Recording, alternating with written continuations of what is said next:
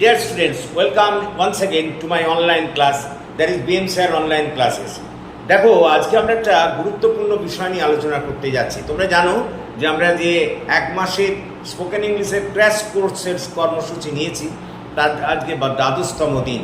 আজকে আমরা একটা খুব গুরুত্বপূর্ণ বিষয় নিয়ে কথা বলবো। দেখো অনেক সময় তোমরা দেখবে বাংলা বাক্যের শেষে করতে হয়, খেতে হয়, যেতে হয়, নাচতে হয়, ঘুমোতে হয় ইত্যাদি জাতীয় শব্দ থাকে। তাহলে সেক্ষেত্রে তোমরা বাক্য গঠন করবে কি করে? এরকম তো তোমরা বলো, আমাকে প্রত্যহ কলেজ যেতে হয়, বাবাকে প্রত্যহ অফিস যেতে হয়, আমাকে রাত্রে রুটি খেতে হয়। দেখো সব জায়গায় যেতে হয়, খেতে হয়, নাচতে হয়, ঘুমোতে হয় ইত্যাদি জাতীয় শব্দ আছে। এক্ষেত্রে বাক্য গঠনের নিয়ম হলো, দেখো প্রথমে কর্তা বসাবে, স্ট্রাকচারটা শুনে নাও। প্রথমে সাবজেক্ট বসাবে, তারপরে হ্যাভ টু অথবা হ্যাজ টু, তারপরে মূল ক্রিয়ার V1 রূপ, তারপর অন্যান্য কর্ম। মূল ক্রিয়া মানে ওই যে খেতে হয় খাওয়াটা মূল ক্রিয়া, যেতে হয় যাওয়াটা মূল ক্রিয়া, নাচতে হয় নাচাটা মূল ক্রিয়া, গাইতে হয় গাওয়াটা মূল ক্রিয়া। তার মানে যদি দেখো বাংলা বাক্যের শেষে করতে হয়, খেতে হয়, যেতে হয়, নাচতে হয়, ঘুমোতে হয় ইত্যাদি জাতীয় শব্দ আছে, তাহলে সেক্ষেত্রে তোমরা বাক্য গঠনের নিয়ম হলো যে প্রথমে কর্তা বসাবে, তারপরে হ্যাভ টু অথবা হ্যাজ টু, তারপরে মূল ক্রিয়ার V1 রূপ, তারপরে অন্যান্য কর্ম। যেমন মনে করো আমি যদি বলি আমাকে সকালে বাজার যেতে হয়, দেখো লক্ষ্য করো যেতে হয় কথা আছে, তাহলে প্রথমে কর্তা আই বসাবো, তারপরে হ্যাভ টু অথবা হ্যাজ টু, তাহলে আই হ্যাভ টু, তারপরে মূল ক্রিয়ার V1 রূপ যাওয়া, যেতে হয় মানে যাওয়াটা মূল ক্রিয়া, তাহলে গো, তারপরে অন্যান্য কর্ম, that is to the market. তার মানে I have to go to the market in the morning. তাকে প্রত্যহ স্কুলে যেতে হয়, he has to go to the school everyday. বা মনে করো তাকে সকালে এই কাজটা করতে হয়, he has to do this work in the morning. আমাকে রাত্রিবেলা রুটি খেতে হয়, I have to eat bread at night. মাকে প্রত্যহ রান্নাঘরে রান্না করতে হয়, mother has to cook in the kitchen everyday. তার মানে সোজা কথায় যদি দেখো বাংলা বাক্যের শেষে করতে হয়, খেতে হয়, যেতে হয়, নাচতে হয়, ঘুমোতে হয় ইত্যাদি জাতীয় শব্দ আছে। বাক্য গঠনের নিয়ম হলো প্রথমে কর্তা বসাবে, তারপর হ্যাভ টু অথবা হ্যাজ টু, তারপরে মূল ক্রিয়ার প্রেজেন্ট রূপ বা V1 রূপ, তারপর অন্যান্য কর্ম। যেমন মনে করো ছেলেদের প্রত্যহ বিকেলে মাঠে ফুটবল খেলতে হয়, বাক্যের শেষে লক্ষ্য করো খেলতে হয় আছে, করতে হয়, খেতে হয়, খেলতে হয় একই টাইপের।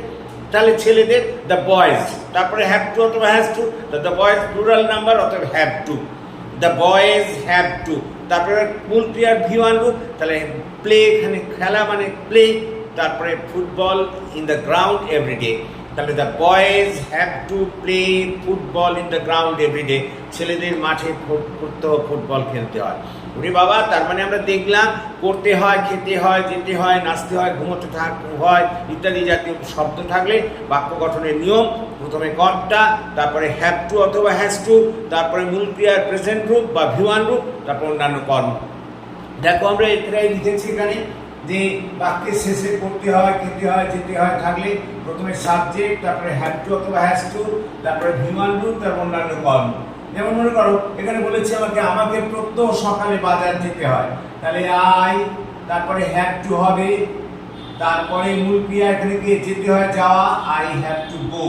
এবার টু দা, কোথায় যেতে হয়? মার্কেটে, to the market, to the market বাজারে যেতে হয়, তাই তো? প্রত্যহ ডেলি, ডেলি। তারপরে দেখো রিনাকে সন্ধ্যেবেলা গান গাইতে হয়, দেখো আবার ওই গাইতে হয় আছে, তাহলে রিনা, তারপরে হ্যাজ টু হবে, Rina third person singular number, তাহলে Rina has to sing in the evening, in the evening. লক্ষ্য করো তাহলে আমরা দেখলাম যে যদি দেখো বাংলা বাক্যের শেষে করতে হয়, খেতে হয়, যেতে হয়, নাচতে হয়, ঘুমোতে হয় থাকে, তাহলে প্রথমে কর্তা, তারপরে হ্যাভ টু অথবা হ্যাজ টু, তারপরে মূল ক্রিয়ার V1 রূপ বা প্রেজেন্ট রূপ, তারপর অন্যান্য কর্ম। এরপর আমরা আসছি যদি দেখো বাংলা বাক্যের শেষে করতে হয়েছিল, খেতে হয়েছিল, যেতে হয়েছিল, নাচতে হয়েছিল, ঘুমোতে হয়েছিল ইত্যাদি জাতীয় শব্দ থাকে, তাহলে সেক্ষেত্রে তোমরা বাক্য গঠন করবে কি করে? সেক্ষেত্রে নিয়ম হলো প্রথমে কর্তা বসাবে, তারপর হ্যাড টু, তারপরে মূল ক্রিয়ার V1 রূপ, তারপর অন্যান্য কর্ম। আমি আবার বলি, যদি দেখো বাংলা বাক্যের শেষে করতে হয়েছিল, খেতে হয়েছিল, যেতে হয়েছিল, নাচতে হয়েছিল, ঘুমোতে হয়েছিল ইত্যাদি জাতীয় শব্দ আছে, তাহলে সেক্ষেত্রে বাক্য গঠনের নিয়ম হলো প্রথমে কর্তা, তারপরে হ্যাড টু, তারপরে মূল ক্রিয়ার প্রেজেন্ট রূপ বা ভিওয়ান রূপ, তারপরে অন্যান্য কর্ম। যেমন মনে করো গতকাল আমাকে কলেজ যেতে হয়েছিল, লক্ষ্য করো যেতে হয়েছিল আছে, তাহলে আই, তারপরে had to, H A D had to, তারপরে গো, মূল ক্রিয়ার প্রেজেন্ট রূপ গো, এখানে যাওয়া, টু দ্য কলেজ ইয়েস্টারডে, তাকে আমার কাছে আসতে হয়েছিল, তাহলে he had to come to me. তারপর মনে করো রিনাকে গতকাল কাপড় কাচতে হয়েছিল, তাহলে Rina had to wash clothes yesterday. লক্ষ্য করো, তার মানে করতে হয়েছিল, খেতে হয়েছিল, যেতে হয়েছিল, এরকম থাকলে প্রথমে কর্তা, তারপরে হ্যাড টু, তারপরে মূল ক্রিয়ার ভিওয়ান রূপ, তারপরে অন্যান্য কর্ম। দেখো আমরা এটাই এখানে লিখেছি যে বাক্যের শেষে করতে হয়েছিল, খেতে হয়েছিল, যেতে হয়েছিল থাকলে সাবজেক্ট, তারপরে হ্যাড টু, তারপর ভিওয়ান রূপ, তারপর অন্যান্য কর্ম। যেমন এখানে লিখেছি বাবাকে গতকাল বাজার যেতে হয়েছিল, দেখো লক্ষ্য করো লাস্টে যেতে হয়েছিল আছে, তাহলে ফাদার, তারপরে হবে হ্যাড টু, তারপরে দেখো মূল ক্রিয়া কি, যেতে মানে যাওয়া মূল ক্রিয়া, গো টু দ্য মার্কেট ইয়েস্টারডে। লক্ষ্য করো, তাহলে আজকে আমরা দুটো নিয়ম শিখলাম যে যদি দেখো বাংলা বাক্যের শেষে করতে হয়, খেতে হয়, যেতে হয়, নাচতে হয়, ঘুমোতে হয় ইত্যাদি জাতীয় শব্দ আছে, তাহলে সেক্ষেত্রে বাংলা বাক্য গঠন করতে গেলে প্রথমে কর্তা, তারপরে হ্যাভ টু অথবা হ্যাজ টু, তারপরে মূল ক্রিয়ার ভিওয়ান রূপ বা প্রেজেন্ট রূপ, তারপরে অন্যান্য কর্ম। তারপরটা শিখলাম যে যদি দেখো বাংলা বাক্যের শেষে করতে হয়েছিল, খেতে হয়েছিল, যেতে হয়েছিল, নাচতে হয়েছিল, এরকম আছে, তাহলে প্রথমে কর্তা, তারপরে হ্যাড টু, তারপরে মূল ক্রিয়ার প্রেজেন্ট রূপ, তারপরে অন্যান্য কর্ম। ক্লিয়ার? আশা করি তোমরা বুঝতে পেরেছো।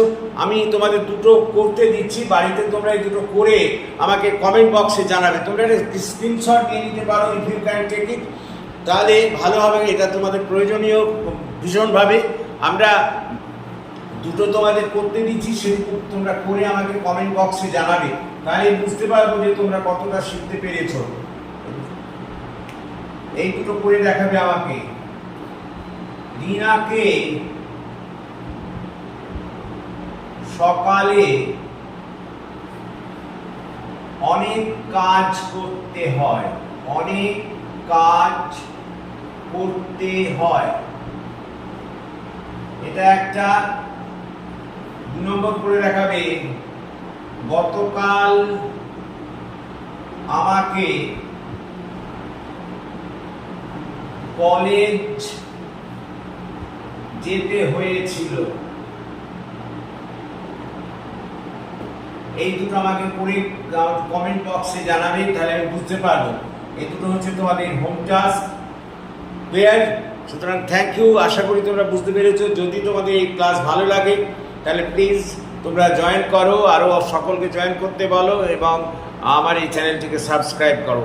That's all, have a good day.